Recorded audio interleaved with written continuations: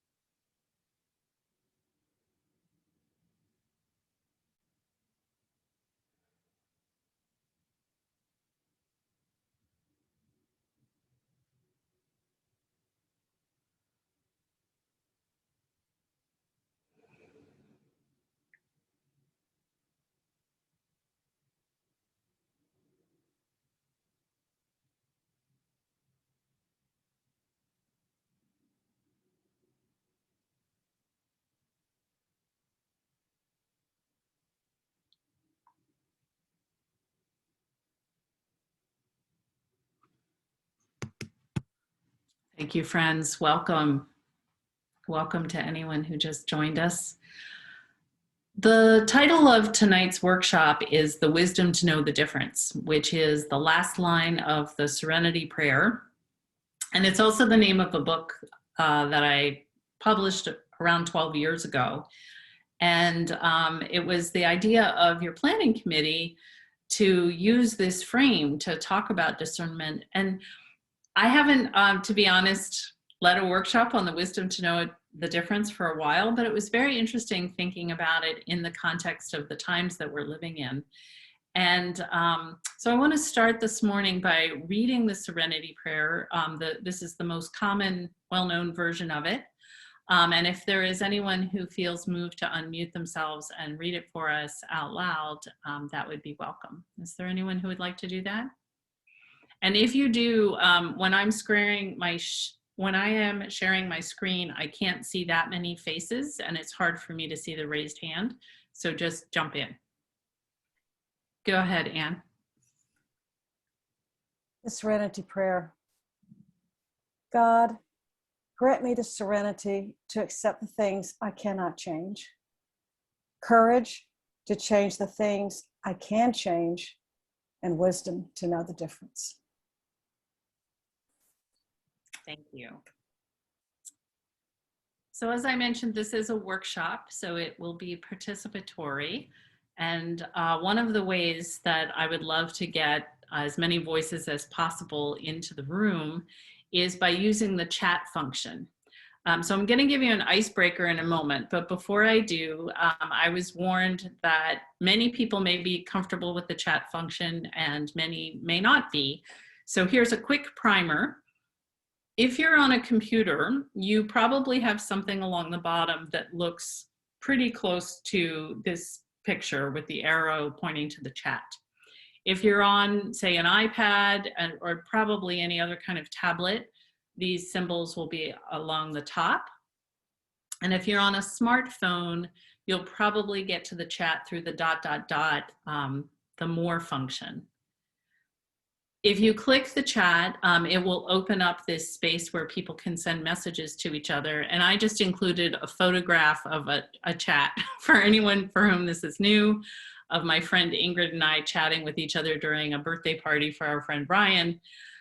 Just to illustrate that if you see red print, it means you're chatting privately to someone and that they are the only person who will be able to see your message. Sometimes people chat privately to me when I'm leading a workshop, and frankly, I'm probably going to miss it that way.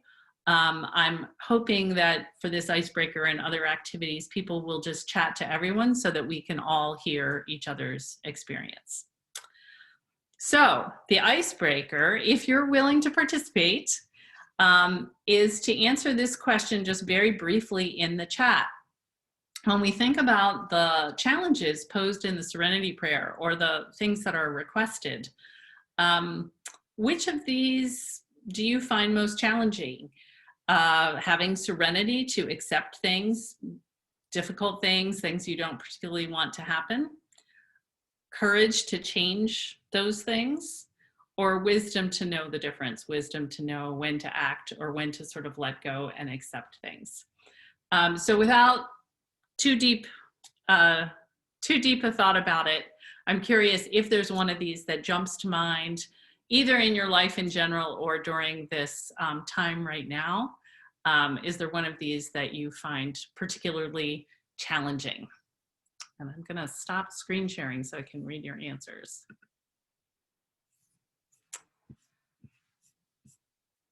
Let's see. So far, courage and wisdom are the two. Yes, there's some serenity challenges too, though. Wisdom, accepting things. Great. Definitely the wisdom is the hardest, and therapy has taught me to have serenity to accept the things I cannot change. Great. Courage, wisdom, wisdom, serenity, courage, accepting. Great. So we have different experiences. Feel free to go ahead and continue typing if you're still doing that. The reason I asked that question at the beginning, I'll tell you a little bit of the story of what drew me to writing about the Serenity Prayer. Oh, patience is in there. Yes, patience. There's that too. It was really the experience of having children that made me start thinking a lot about the applications of this prayer. Just the whole part about getting pregnant and even finding someone who wanted to have a child with me was a real spiritual journey of trusting Spirit, trusting Spirit's guidance.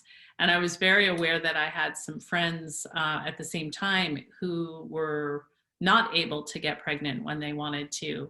And so a lot of thinking about all that was not in my control.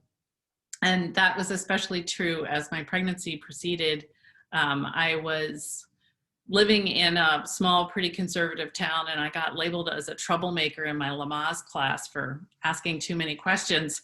And I was really worried about getting one of the super conservative OBGYNs. There were no midwives in this town. And so like, how can I get the doctor that I really want, which of course is completely out of my control, right? It was a lesson. Both of my children had no use for the due date. Both of them stayed inside as long as they could. And that put me up against these questions of, when are we led to just wait and trust Spirit, and patience, as Val said, which is not my strong suit either. And when are we led to say, you know what, there are some medical tools that can help get this baby born, which at a certain point becomes important to protect the child. So that experience got me thinking, someday I should write a book about the Serenity Prayer.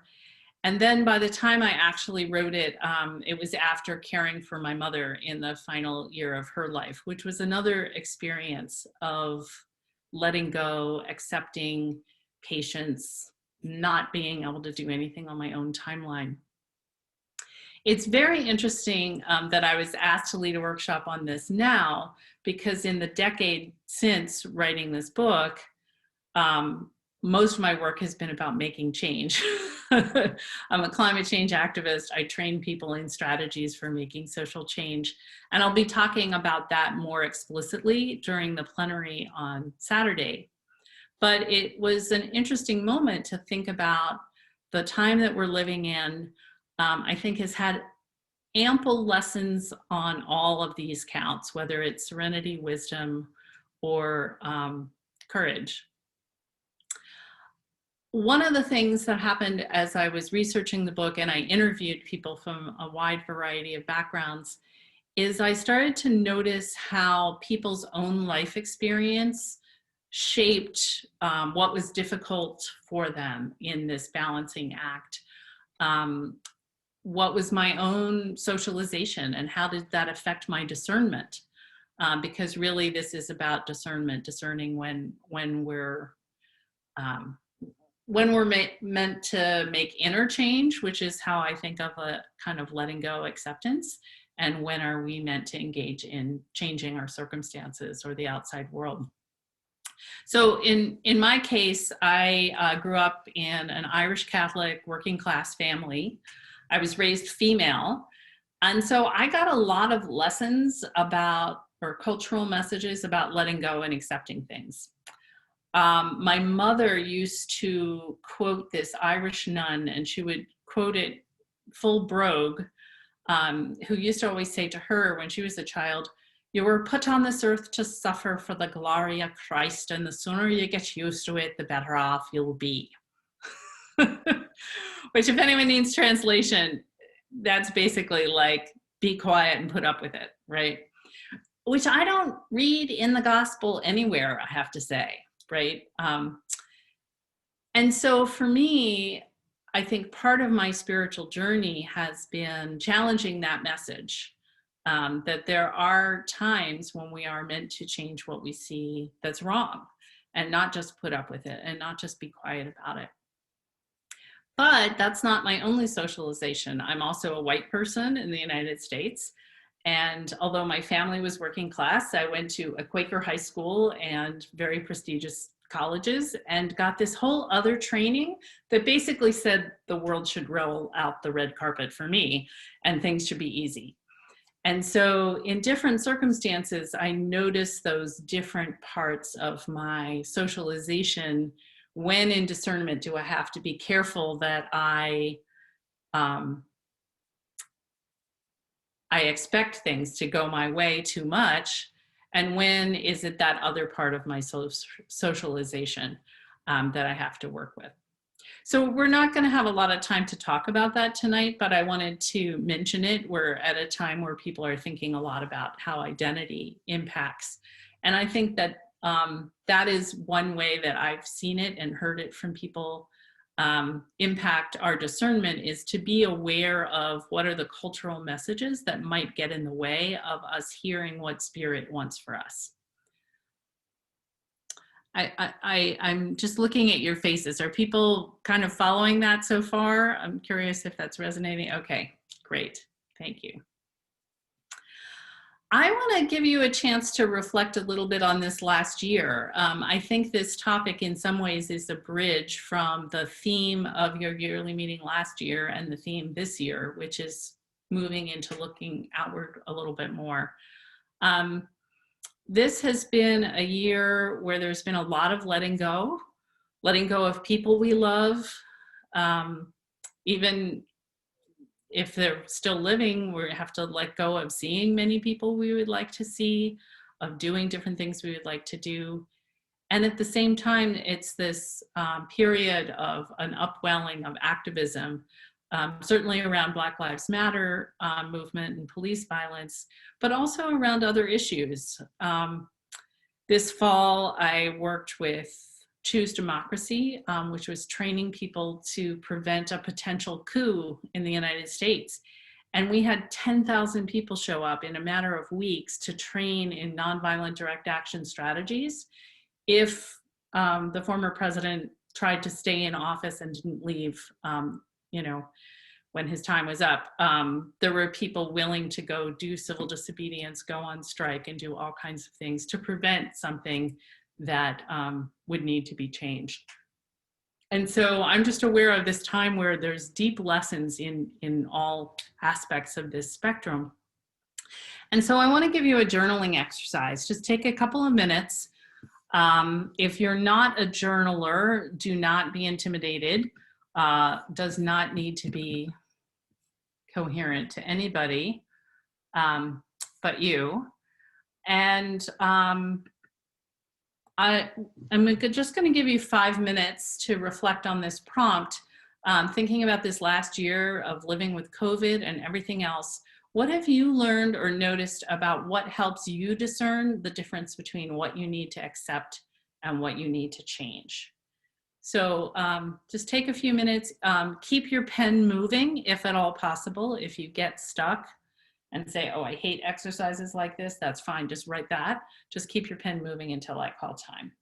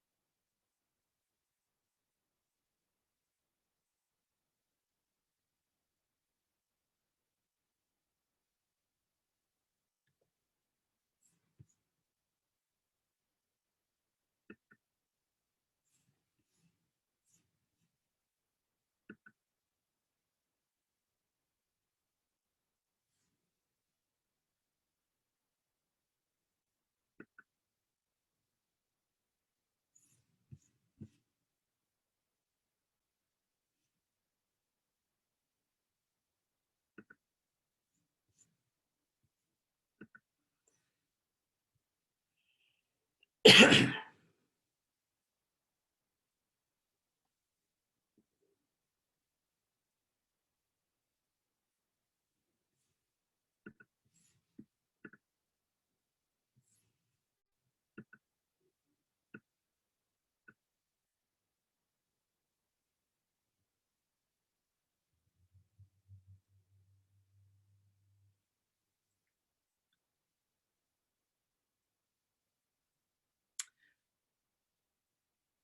don't you go ahead and wrap up whatever thought you're on?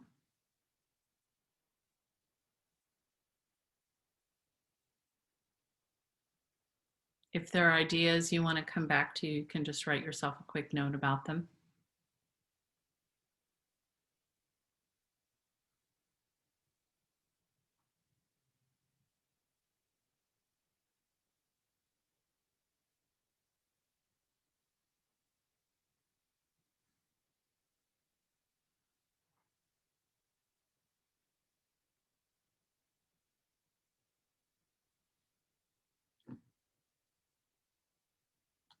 And go ahead and finish that sentence.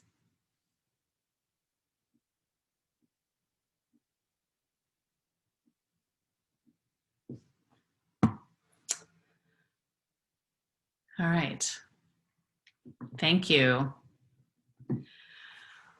I'm curious how that was. And I'd love to invite just a few people if there are any insights that came from that. I know it wasn't a long period of time. You don't need to read what you wrote or share the whole thing, but if there was anything that came to you during that exercise. Is there anyone willing to unmute themselves and come on? Larry, go ahead.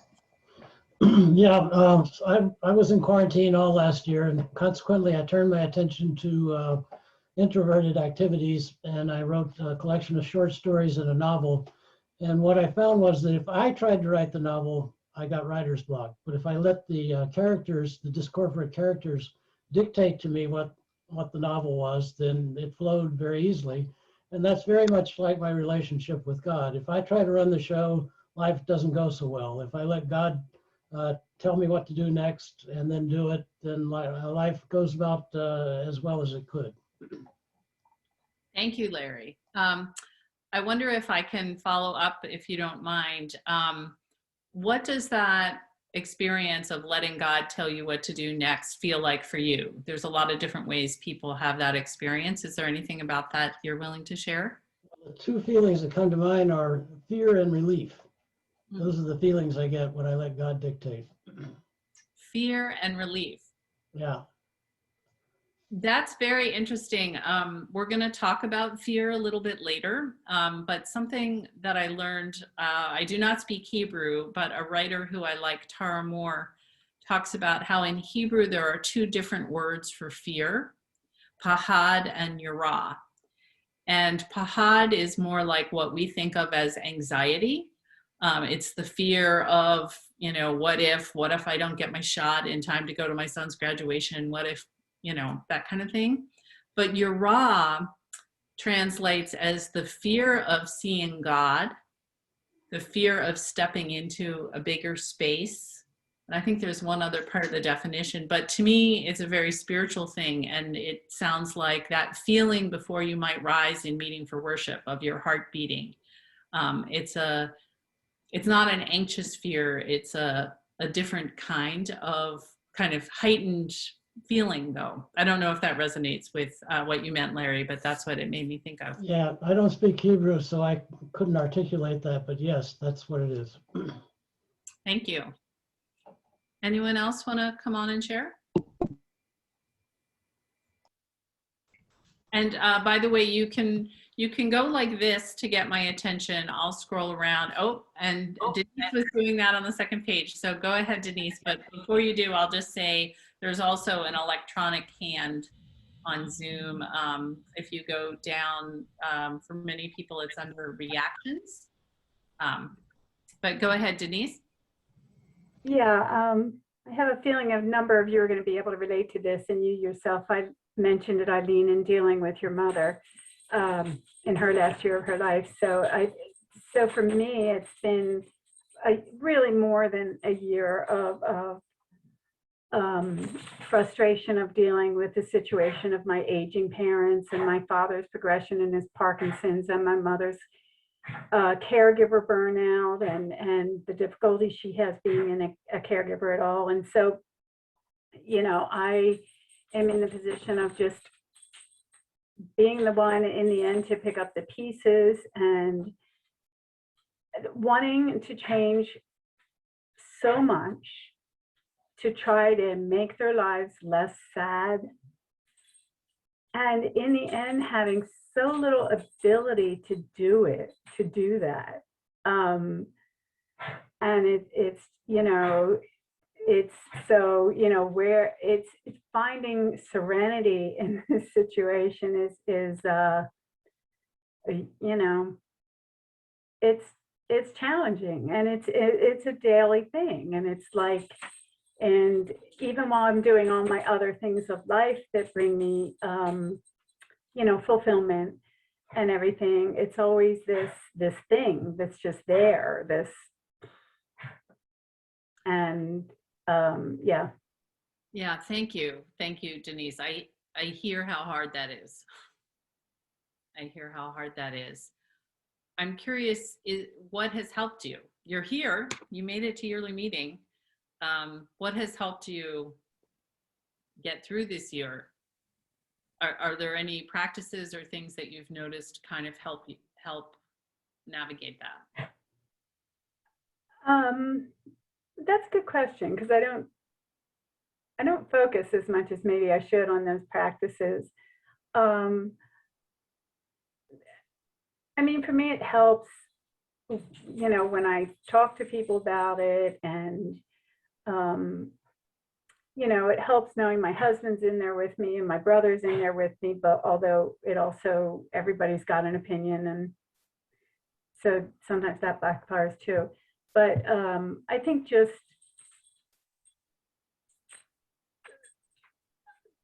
having other activities and having people in my life that are, and I do not take as much time as I should, maybe, to just sit in stillness and just let it whoosh out. Yeah, thank you for your vulnerability in sharing that.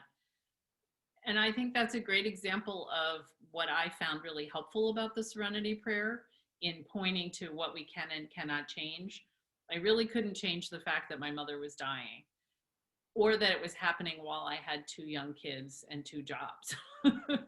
Like those things were not easily changed.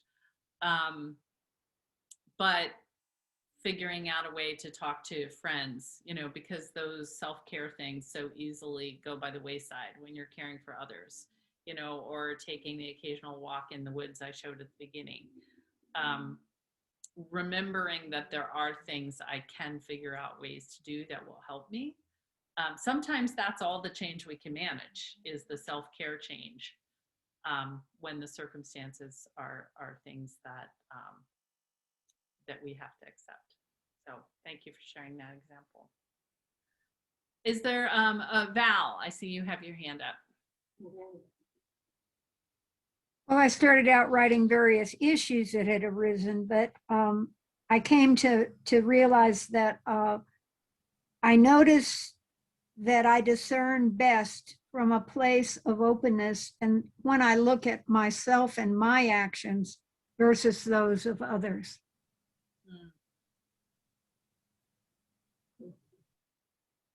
Great. I have you asked about practices. I have a couple of practices that I use. And I follow Tara Brach. She's a Buddhist practitioner, and she has a meditation mindfulness type technique that she uses called RAIN.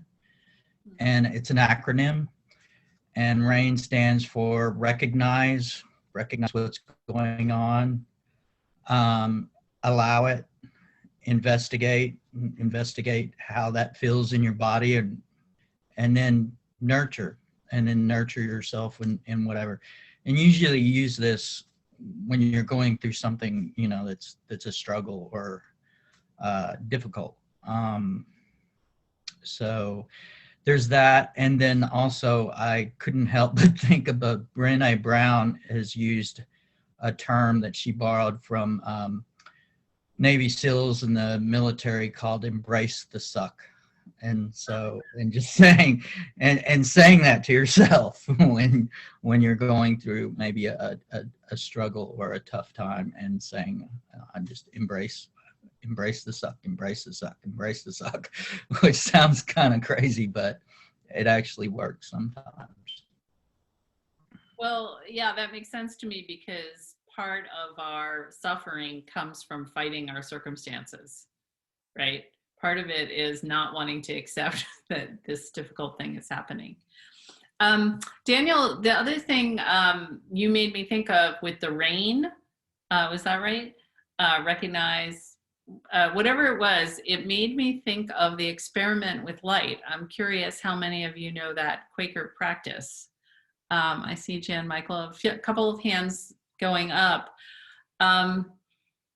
In brief, it was a British friend who went back and read a lot of the writing of early friends and wanted to sort of translate their spiritual practices into contemporary, simpler language.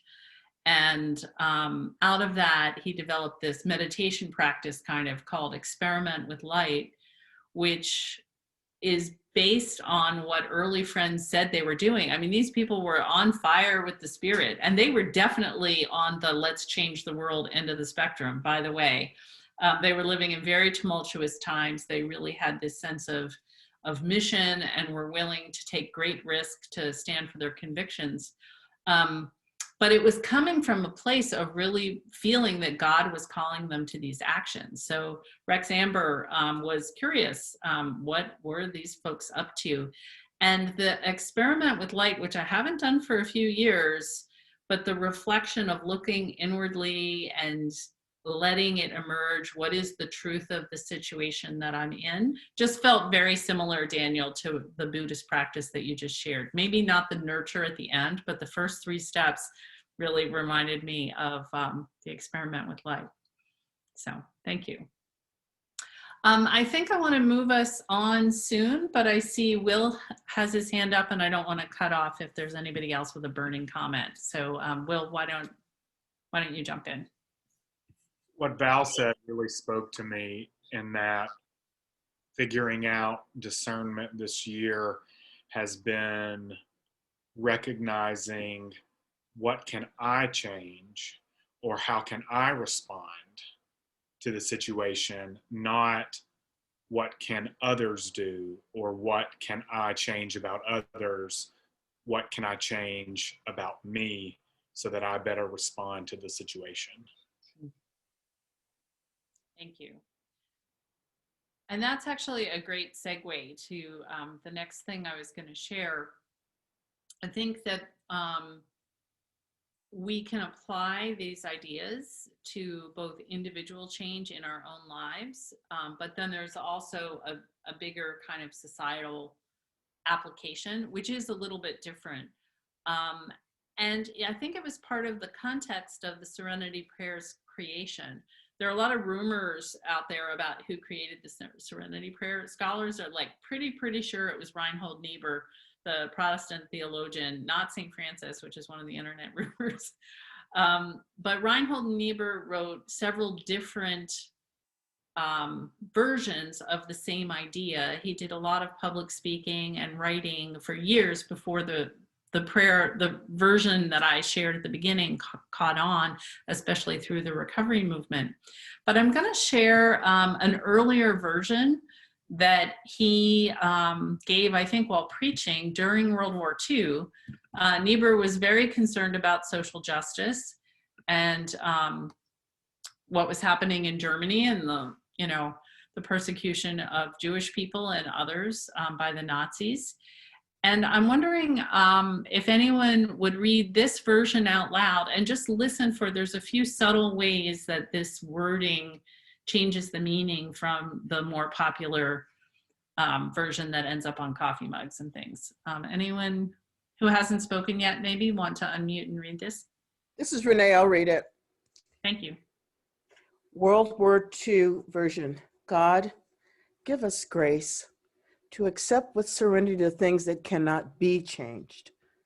Courage to change the things that should be changed, and the wisdom to distinguish one from the other.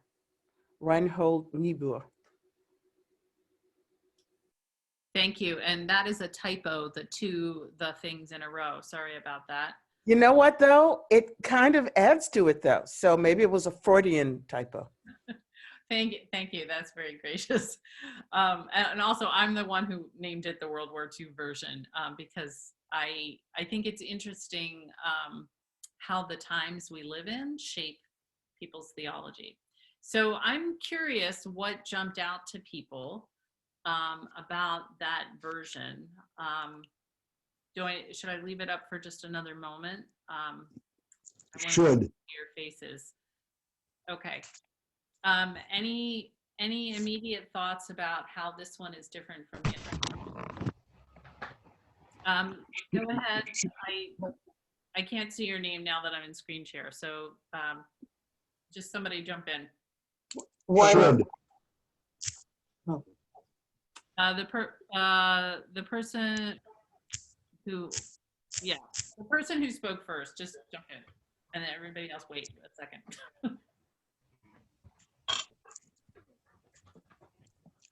Should. It says should in there. The should be changed. Yeah, why is that important? Because in the other version, as I recall, it was courage to change the things that I can change. And Right. this implies that, you know, we have a duty to change it. Thank you. Great, thanks. Who is the other? I wanted to say that it's interesting that it's us instead of I. And that's really important to me because I think Quakers particularly have the sense of the discernment of the group being really important when we want to change things, when we want to move ahead on important things. Great, thank you, Liz. Was there someone else trying to jump in earlier? The use of the word God give us grace. Yeah, what does that resonate, or what does that bring up for you? That I'm going to be given something. I'm going to be given the grace to deal with whatever it is I'm faced with. It's Great, not just. I'm noticing the comments in the chat as well. A couple of people mentioned grace. Someone mentioned the passive voice, which is interesting. A couple of people mentioned should, the moral imperative in should, and the difference between distinguish versus discernment. Go ahead. Is that Randall? Yeah, I was going to say a lot of things during that period should have been changed that just absolutely couldn't have been changed. Because that was in Germany, that was a real dark time. So that was brave to say that.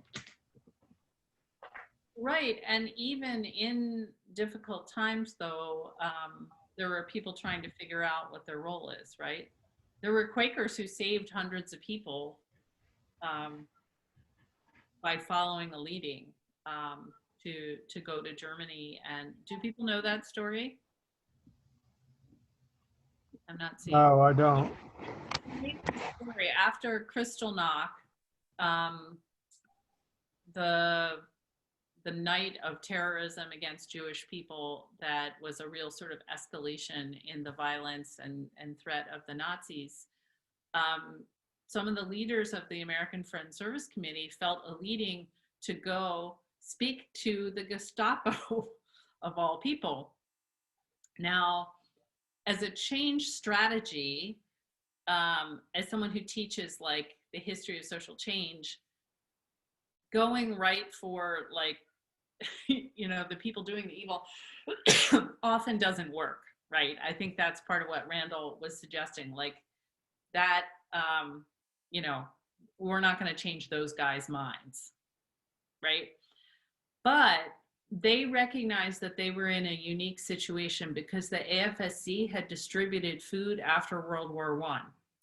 And part of the reason that the Nazis were able to get so much power is that people were frustrated in Germany, and that there was a sense of them really being kind of treated unfairly in the peace deal at the end of World War I. And the people in AFSC who had spent time in Germany could at least empathize with that, although not with the direction they were taking it. And so they said, if anyone can talk to them, you know, we have to try. There was this sense of leading, and a few of their leaders went, had a meeting. They were asked to wait in the room while somebody went to talk to the higher ups, and they decided to worship, that they wouldn't talk among themselves about what had happened. They would just settle into worship. They later found out that the room was bugged, and so that was a good thing to do for multiple reasons.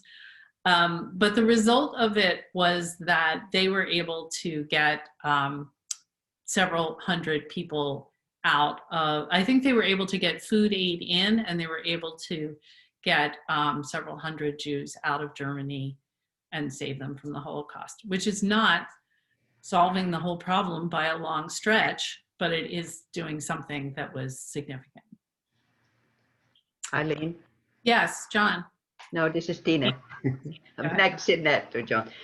This brings up a very different problem, and I don't know if I should mention it, but I don't know if it was the AFSC, but a group of Quakers went to Vienna, and there they were given a list of names, and they could make a choice who could go and who could not go. And having lived through the occupation, the Nazi occupation as a very young child, I was appalled that Quakers actually participated in the Schindler's List exercise. And I have really struggled with that thinking. Yes, they saved people, but they also played God by making the choice who would live and who would not. And let's make sure that we tell stories that are honest, because we can tell these wonderful myths, but this was the other side of what had happened.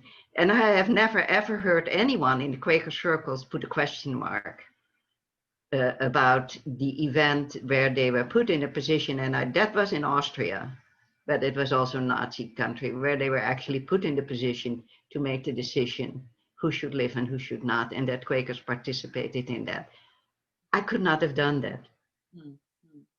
Thank you for sharing that, Tina. I've never heard that. I really appreciate that. And I do think it's important that we not sanitize our own history.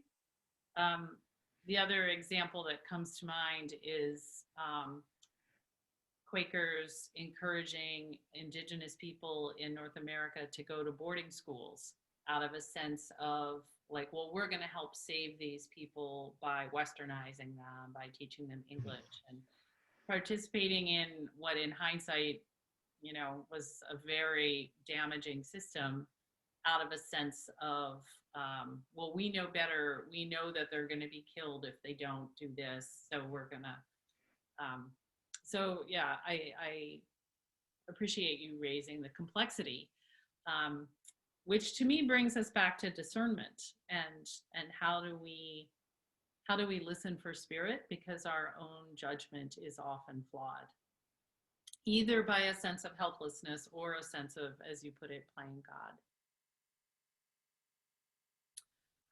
Were there any other comments, Ellen, I see you, on this other version of the prayer and the kind of sense of it? Go ahead, Ellen.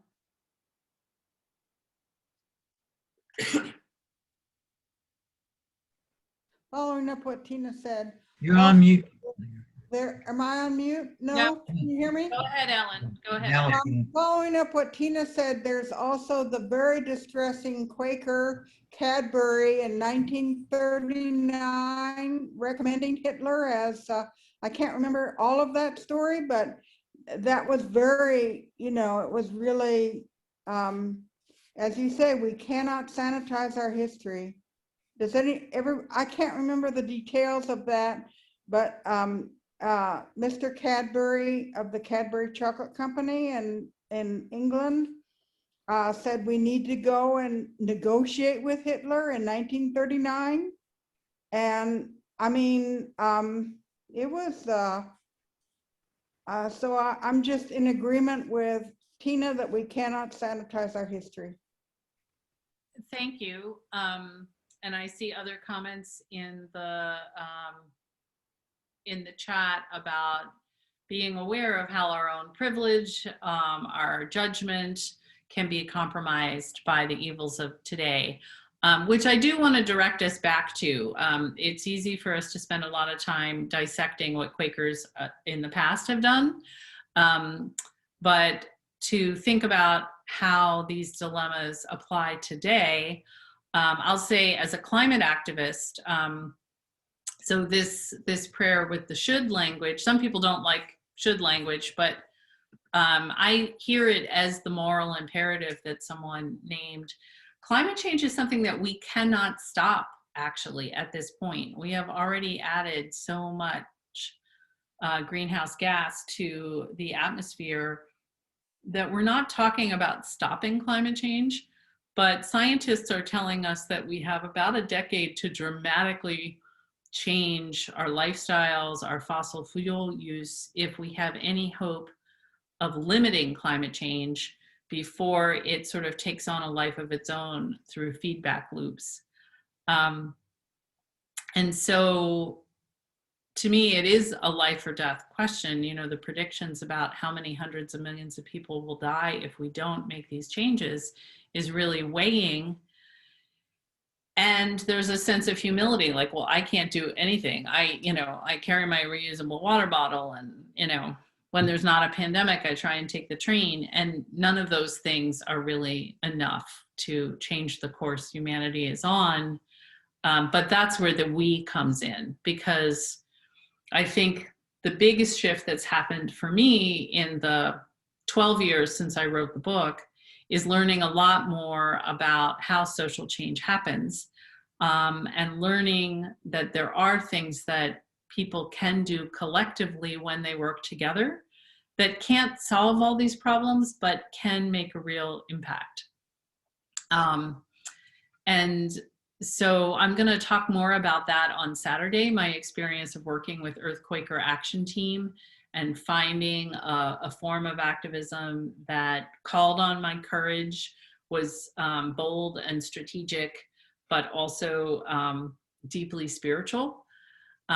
So I'll be talking about that later, but I just want to share it now to bring us back to the fact that there are many actually life and death issues going on around us. And I think it's part of the reason that crisis was part of the themes that your yearly meeting has been grappling with. I'm going to move you into small groups in just a moment, because I want to give you opportunity to talk with each other.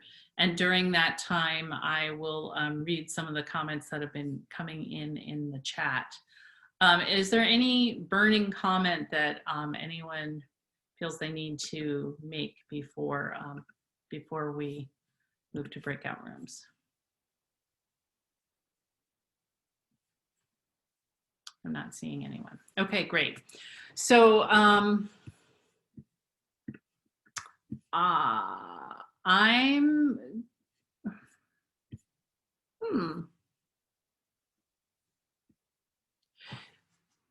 So Kevin, I'm gonna need your help, I think, with I thought that we were gonna have an automatic shuffle, but it looks like we're not, because or do I press recreate? Press recreate, and it'll give you that option to do exactly what you intended. Assign automatically. Great, thank you. And just give me a second to figure this out. And it looks like an even number of 4 participants per room. I'm going to create them, and then Kevin, you're going to pull a few stars out before I invite people, right? Such as yourself. So before we go to the breakout here, which already got raised earlier. For a number of years, I taught discerning our calls at Pendle Hill and found that fear was like the #1 topic.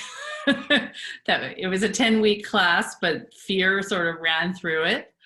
And now I teach people how to do civil disobedience, how to do other activist strategies, and fear is still one of the big topics. And what's interesting to me is many of the tools that help people, whether it's discerning, leading, or taking an action that they're already clear about, but they're scared to take, many of them end up being the same tools, and they are also some of the same tools that help people in discernment itself. And so what I want you to do in small groups is to reflect on a time where you navigated something scary. Don't tell the whole long story because you're going to have about 2 minutes apiece. But just give, a taste for your friends of what you navigated and what helped you.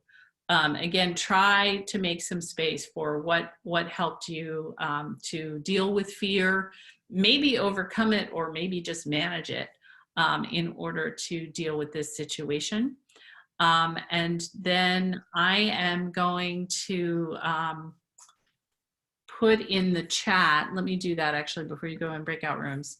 I'm going to put in the chat a document, and I am going to trust that someone in your small group will be comfortable going into Google Documents at the same time as being in a small group. And if not, if that freaks you out, just take notes. But if someone in your group is willing to put some notes in this Google document, where it's going to be the Zoom equivalent of like me writing on newsprint ideas that people are generating around the question of what helps us navigate fear. Is that clear to people? And I can copy that into the chat if you're confused. Even when you're in the breakout room, you can hit chat again to read the instructions. All right, so you're going to be about 4 people in a group. Like John and Tina are in the same room, so their group will have 5. So just figure out the math.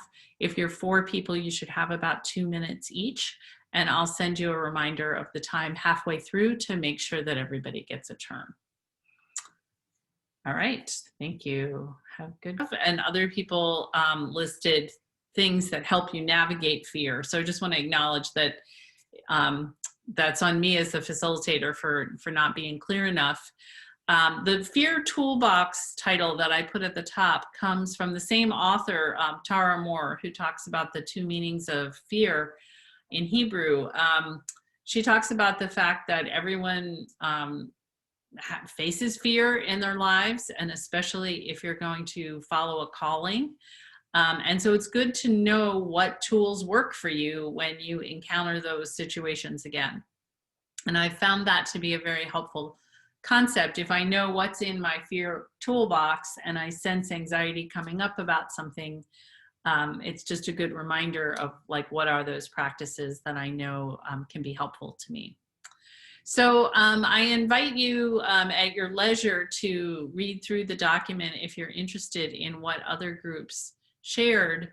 But I would love to, again, call on some people, make a special invitation to anyone who hasn't spoken yet, to share, what are some of those practices that help us navigate fear, and especially if there were things that felt like common ground in your group, or things that feel particularly Quakerly that you want to lift up. So tools in general, but I want to highlight especially things that are tools that Quakers might especially resonate with. So Kelly, why don't you go ahead? In our group, there seemed to be 2 themes in terms of what helps. And one was building community, reaching out to others, getting out in the world, talking to other people, initiating relationships. And then the other one was sort of do the next indicated thing, whether that's to wash the dishes or put on your shoes or whatever it is. That's great. Thank you, Kelly. Anyone else? One thing, Eileen, if I can say, is that in AVP, for those of you who are no AVP, a really big essential understanding is expecting the best. I can't tell you the number of times when we've done workshops with inmates, and when you get to that point and you're talking about transforming power, and you mention, remember, expect the best, because you're inclined, certainly in a prison, you're probably inclined to expect the worst. Expect the best if you can. And that almost without exception has made a big impression on inmates. You don't see it immediately, but by the end of the next day, generally they're willing to trust that. You know, I should give it my best. I should be pleasant. I shouldn't be a son of a gun.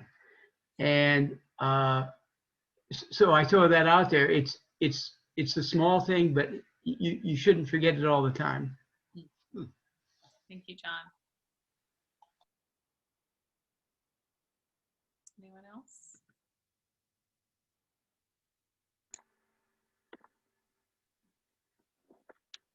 Something that came up in our group was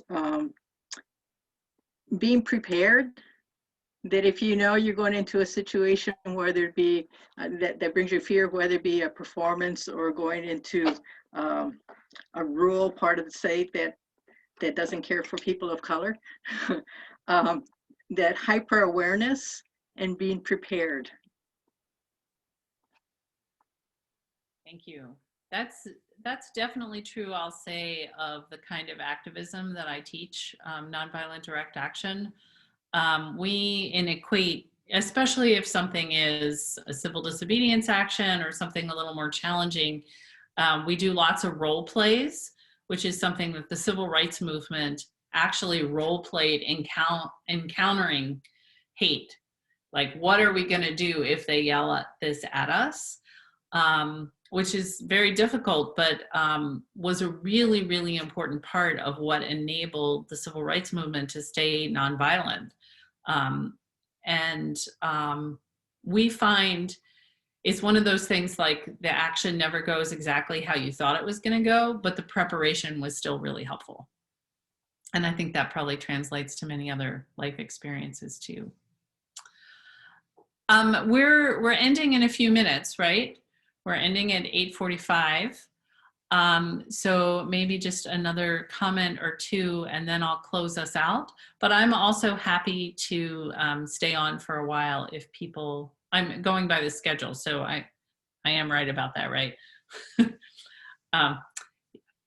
I'm happy to stay on if people have things that came up that they want to discuss further.